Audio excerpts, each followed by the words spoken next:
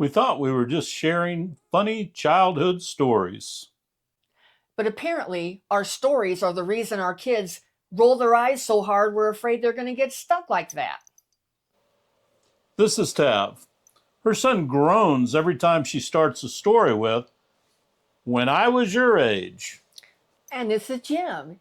And he thinks back in my day is a perfectly acceptable conversation starter. And together, we're Unretired AF.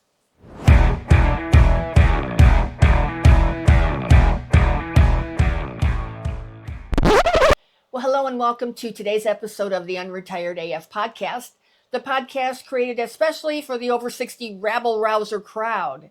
And today we're going to be talking about all the crazy stuff we say that our millennial kids wish we would shut up about. So today we're going to start with the classic, we raised ourselves.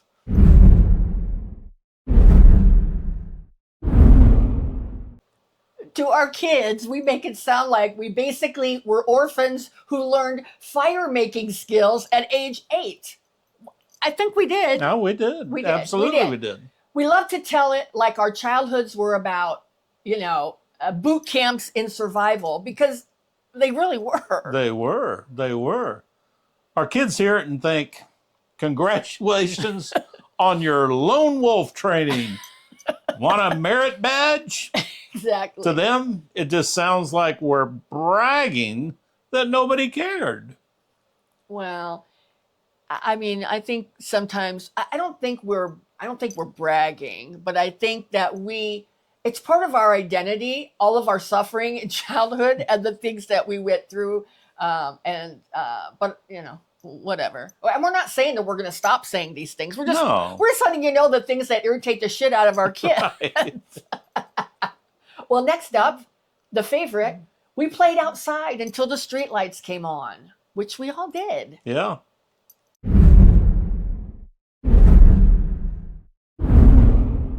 When we tell these stories, we make it sound like we were little explorers who were out there discovering America. I mean, we had no phones, no GPS, just bikes, rocks, and infinite imagination that we used every single day we were out there. Oh, yeah. Our kids hear it and think, yeah, you also discovered divorce court because nobody talked to each other. That's true. They don't get that our parents weren't helicoptering. They were hiding. They were hiding. They were. I mean, they would just basically, I don't think our kids understand. We were not allowed in the house. No. And so we had to do something because we were not allowed in the house. Especially like around 5 o'clock when the toddies came out. Well, see, your parents did that. My parents didn't do that. But no. I knew a lot of my friends' parents did that. They had their drink when dad came home from work or whatever. Absolutely. So anyway, well, and the next crowd favorite, number 3, we drank from the frickin' hose. Yep.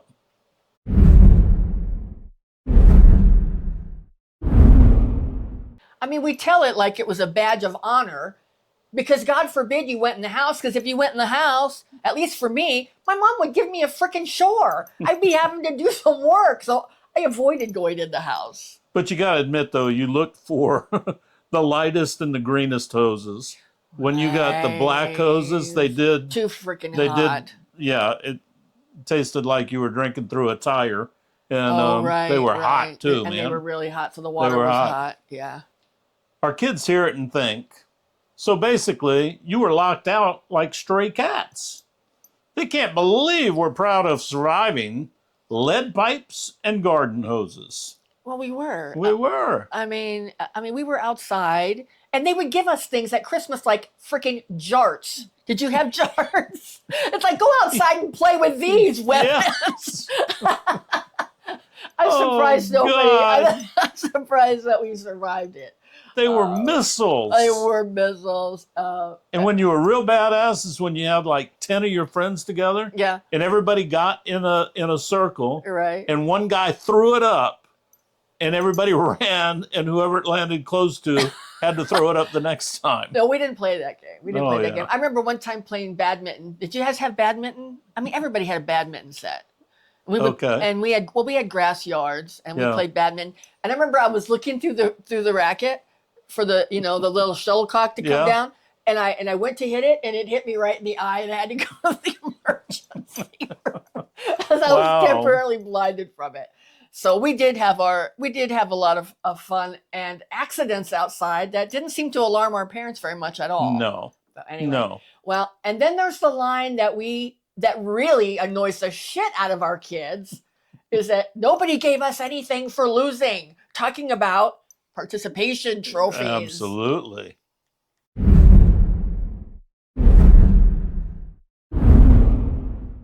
I mean, we say it like we survived the great participation trophy pandemic. I mean, as if dodgeball in gym was a war story, which sometimes it was. Yeah. Sometimes it was. It was brutal. Our kids think maybe you didn't get trophies because nobody wanted to watch you play kickball. Well, Little probably. bastards. To them, it's just more about boomer humble brag that doesn't land. Right.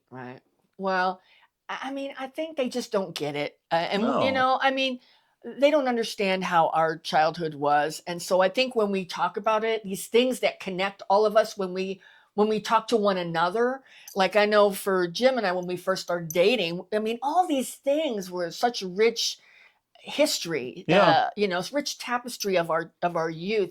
And when we get together, we all start talking about it, and we try to tell our kids, and they just think like we have two heads, that we grew Yeah. two heads, and that they don't understand, they don't understand where we're coming from. I mean, don't you think that? I do think that.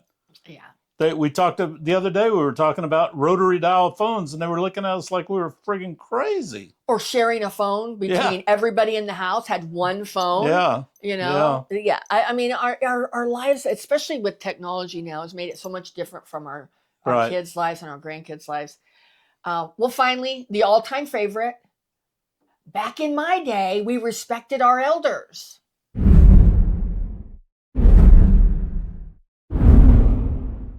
Well, we dropped that one like we were little angels who never talked back. We know that's bullshit, right? I mean, but let's be honest. We grew up with Cheech and Chong, punk rock, and anarchy. Yep. But don't think for a second, if you were out and you screwed up, somebody else's parents had unalienable rights to beat your ass. And then you go home. And your parents would already know about it, and you get your ass beat again. Exactly. Our kids think if you respected your elders so much, why were you sneaking out to go to Black Sabbath concerts? They see right through it. Well, that's true. But the difference is, and I'll tell you, and I think you'll agree with me, we respected our elders to their faces. Absolutely. Which, now the young people don't even do that. We might have talked shit about them behind their back, but to their faces, we were always respectful. It was yes, sir, no, ma'am. It was, and if you didn't, you'd get cuffed in the side of the head. Right. But, I think society was different in the sense that it was. That, everybody truly cared about you. I think that a lot of people out there don't even give a shit about the kids out there now. And they're just grumpy Karens, yelling at kids that are annoying them. They're not looking out for them. Because I don't think there were really any adults in my life anyway, when I was a kid, that were like really mean. Maybe one or two, but everybody knew who they were. Nobody would listen to them. But for the most part, they genuinely did. I agree.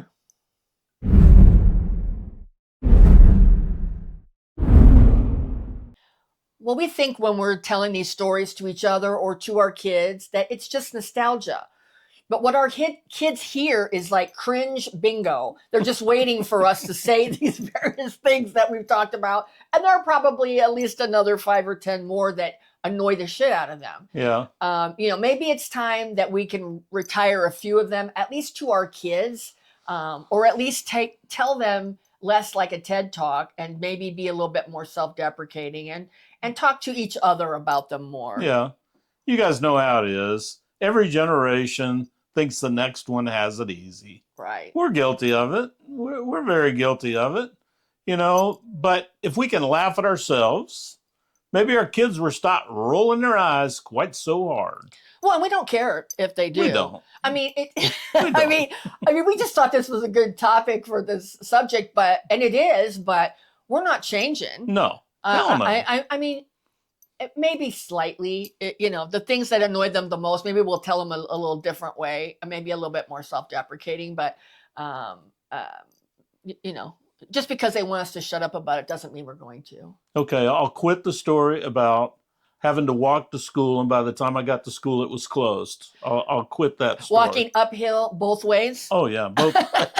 with a egg in your pocket to keep your hands warm. An egg, like a boiled egg. Yeah, I never heard that. Hand warmer. Oh, I never heard that. I heard like baked potato.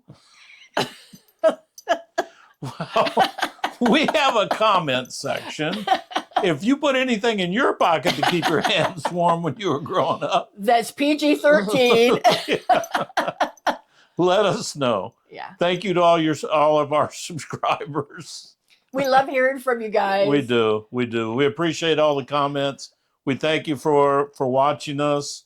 We thank you for supporting us, and we hope you're enjoying what we're doing. If there's some topic that you want us to talk about, drop it in our comments.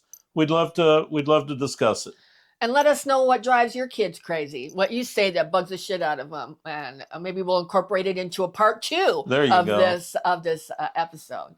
Well, and if our content resonates with you and you want to see more of it in your feed, please consider hitting that subscribe button. We put out new content every weekday, Monday through Friday. And every Tuesday, that content is in the form of a live stream. So we do a live stream, various topics every week. We change it up every week. And that's at 5 p.m. Pacific, 8 p.m. Eastern time every Tuesday. Well, we're not slowing down. And neither should you. And together, we're Unretired AF.